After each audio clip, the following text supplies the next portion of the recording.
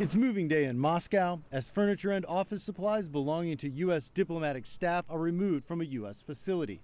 This comes after Russian President Vladimir Putin ordered a cut in hundreds of embassy and consular workers. It's part of an ongoing diplomatic tit for tat.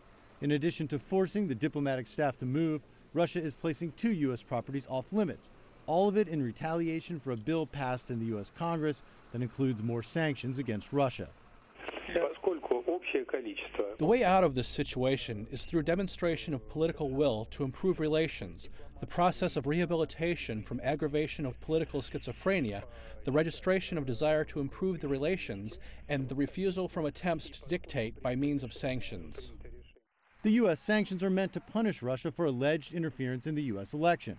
Russia denies involvement. President Donald Trump has yet to fully support findings from U.S. intelligence that Russia was behind the interference.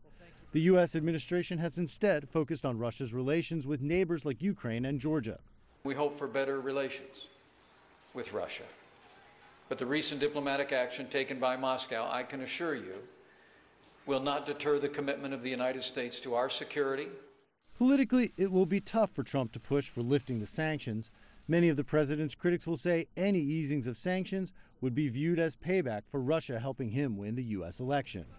As diplomatic tensions grow, the White House is dealing with more troubling questions about Trump and Russia. Last summer, Donald Trump Jr. and 2 other campaign officials met with several people linked to Russia after being promised damaging information about Trump's rival Hillary Clinton. An initial statement from Donald Trump Jr. implied the meeting was merely about Russian adoptions. The Washington Post, citing unnamed sources, now reports that President Trump himself was largely behind that misleading statement, dictating the response personally aboard Air Force One on the way back from the G20 summit.